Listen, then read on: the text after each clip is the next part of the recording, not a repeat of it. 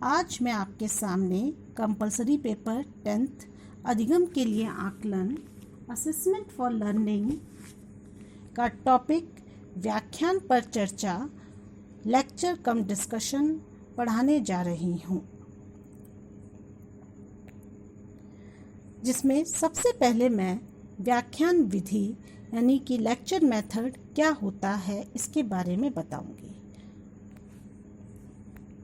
अपने देश के स्कूलों की परिस्थिति को देखते हुए पढ़ाने की यह सबसे अधिक व्यवहारिक एवं उपयोगी विधि है।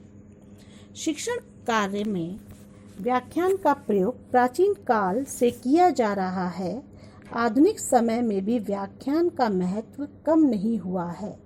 व्याख्यान उन तथ्यों, सिद्धांतों तथा अन्य संबंधों का स्पष्टीकरण है जिसको शिक्षक चाहता है कि सुनने वाले उसे समझे। व्याख्यान की सफलता शिक्षक के विचार व्यक्त करने की कुशलता पर निर्भर करती है। अब मैं इसको चित्र के द्वारा व्याख्यान विधि का शिक्षक द्वारा प्रयोग कैसे किया जाता है समझाती हूँ। सबसे पहला पॉइंट है पाठ के प्रस्तुतिकरण हेतु। पाठ को किस प्रकार पढ़ाया जाए, कौन कौन से मुख्य बिंदु लिए जाएं, इसकी तैयारी सबसे पहले शिक्षक को करनी पड़ती है। इसका दूसरा पॉइंट है विषय वस्तु स्पष्ट करने हेतु। विषय वस्तु स्पष्ट करने के लिए उसे कौन कौन से चित्रों का किन माध्यमों का प्रयोग किया है,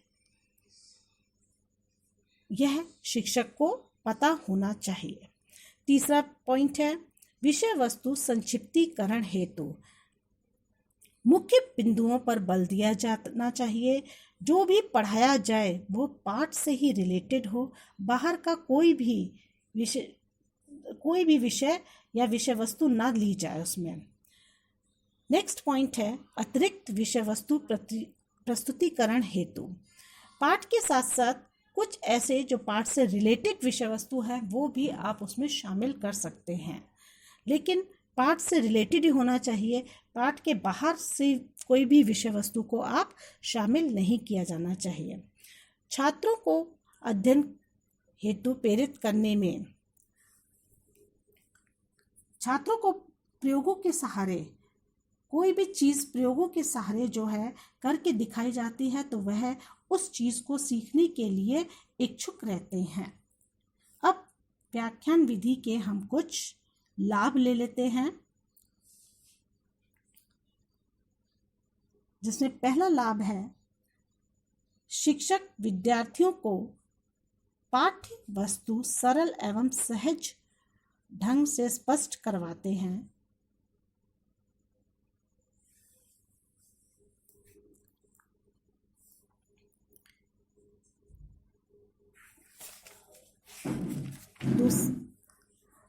प्रत्यक्ष वस्तु एवं प्रयोग प्रदर्शन आदि के विषय को अधिक से अधिक स्पष्ट किया जा सकता है। विज्ञान के कठिन से कठिन प्रयोग भी आसानी से बालकों को समझ में आ जाते हैं। दूसरा पॉइंट है छात्रों में स्मरण, चिंतन, तर्क आदि शक्तियों का विकास।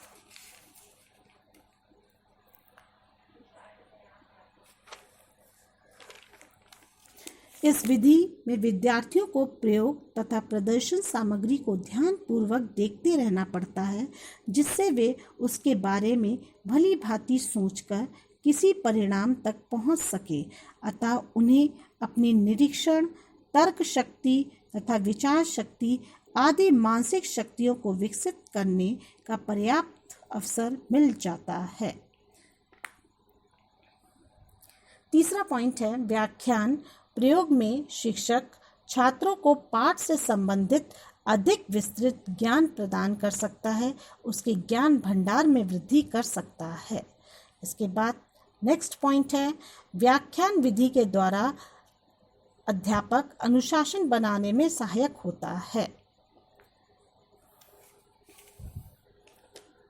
प्रत्येक अध्यापक की यह इच्छा होती है कि वह इस पढ़ाई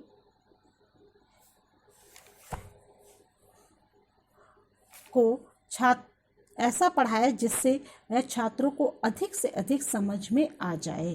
लास्ट पॉइंट है इसका, ज्ञानात्मक पक्ष का विकास सरलता पूर्वक किया जा सकता है। देखिए, किसी भी विधि के लाभ होने के साथ साथ उसके कुछ न तो कुछ दोष अवश्य होते हैं। लाभ के बाद हम इसकी कुछ सीमाएं, जो कि व्याख्यान विधि की सीमाएं लेते हैं। पहला,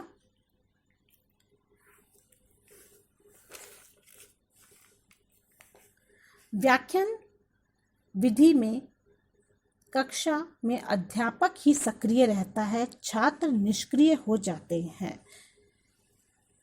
इस विधि में विद्यार्थियों को स्वयं प्रयोग करने तथा प्रत्यक्ष वस्तुओं द्वारा स्वयं व्यक्तिगत रूप से ज्ञान प्राप्त करने का अवसर नहीं मिलता, इसलिए उनमें प्रयोग करने तथा स्वयं ज्ञान प्राप्त करने की योग्यता का विकास नहीं हो पाता। दूसरा इसका पॉइंट है, इस विधि में शिक्षक का मुख्य स्थान है, विद्यार्थियों का गौण स्थान है, जो कि अभी मैंने आपको स्पष्ट कर दिया। तीसरा पॉइंट है, यह विधि मनोवैज्ञानिक सिद्धांतों की अवहेलना करती है। मनोविज्ञान की दृष्टि से देखा जाए तो इस विधि में काफ़ी कमियां नज़र आती हैं। करो तथा सीखो, लर्निंग बाय डूइंग शिक्षण का एक मुख्य बिंदु है, परंतु यह विधि देखो, सुनो और समझो के सिद्धांत पर ही आधारित है। इस विधि का प्रयोग केवल उच्च कक्षाओं तक ही सीमित है। इसमें विधि में नेक्स्ट पॉइंट है, इस विधि में छात्र शीघ्र ही थकान का अनुभव करने लगता है।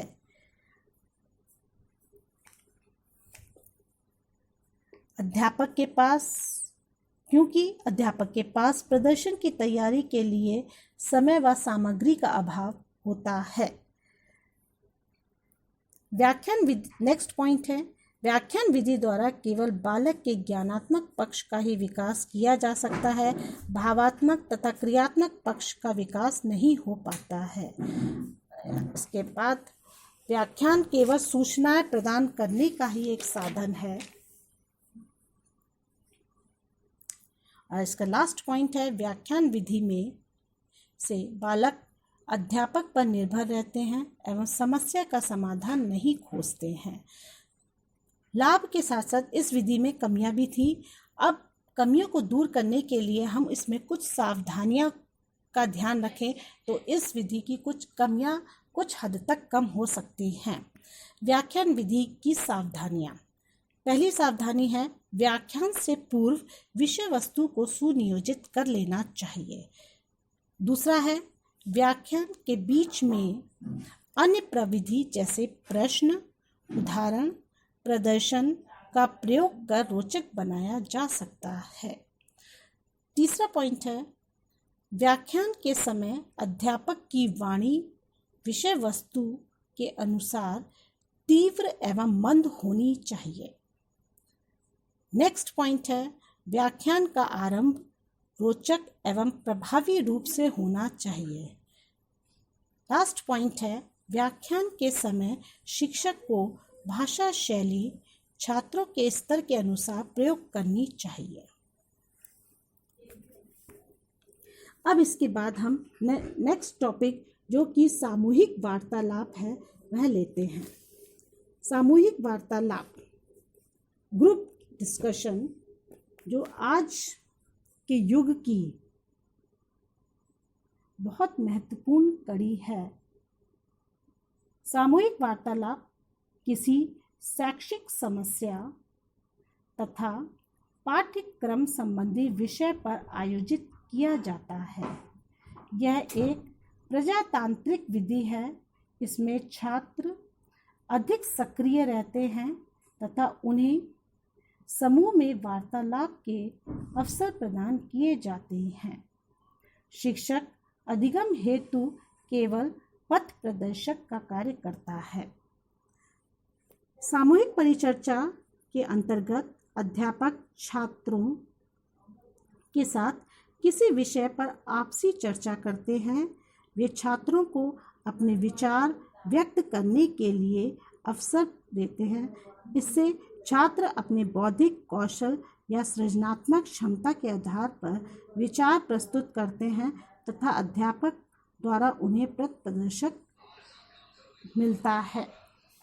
इसकी कुछ परिभाषाएं बताती हूँ मैं। इस तर्क के अनुसार सामूहिक परिचर्चा में 4 से 8 व्यक्तियों का समूह किसी समस्या पर आपसी विचार विमर्श करता है। यह चर्चा जन समूह या कक्षा के विद्यार्थियों के समक्ष की जाती है। दूसरी परिभाषा कार्टराइस के अनुसार है, समूह परिचर्चा विचार विमर्श की आधुनिक विधि है जिसमें चर्चा का नियंत्रण समूह द्वारा किया जाता है। अब हम समूह वार्तालाप की प्रकृति यानी कि नेचर ऑफ ग्रुप डिस्कशन के बारे में पढ़ेंगे। समूह पद्धति के अंतर्गत सीखने वाले को विभिन्न समूह में विभाजित कर लिया जाता है। इसमें अध्ययनकर्ता अपने स्तर पर सामान्य योग्यता व आयु वर्ग के समूह में सम्मिलित होकर स्वतंत्र रूप में प्रजातांत्रिक वातावरण में परस्पर समस्याओं का निवारण करते हुए किसी स्तर की विषय वस्तु संबंधी तथ्यों, सिद्धांतों, नियमों आदि पर आधारित अधिगम करते हैं। अधिगमकर्ता को अपने साथियों के साथ खुले मस्तिष्क से विषय वस्तु आधारित अपने विचारों व भावों को अभिव्यक्त करने का अवसर मिलता है। इस शिक्षण नीति का उद्देश्य छात्रों को अपनी समस्याओं को स्वयं हल करने के लिए प्रोत्साहित करना तथा अपने कार्यों को सही दिशा प्रदान करना है। सामूहिक वार्तालाप के कुछ उद्देश्य हैं जो आपके समक्ष हैं। पहला, छात्रों में तार्किक चिंतन की योग्यता विकसित की जाती है। दूसरा, पैनल चर्चा द्वारा मनोरंजन के साथ साथ ज्ञानवर्धन किया जाता है। तीसरा, छात्रों में परस्पर सहयोग की भावना के भावों का विकास किया जाता है। चौथा, शिक्षण को मनोवैज्ञानिक आधार प्रदान करना, जैसे स्वयं क्रिया द्वारा सीखने पर बल देना। पांचवा, सामाजिक, सांस्कृतिक और नैतिक मूल्यों का विकास करना। नेक्स्ट, समस्या का विश्लेषण को अधिगम पर प्रभावी बनाना। लास्ट पॉइंट है, समस्या से संबंधित आंकड़ों, तथ्यों, सूचनाओं को विशेषज्ञों की सहायता से प्राप्त करना।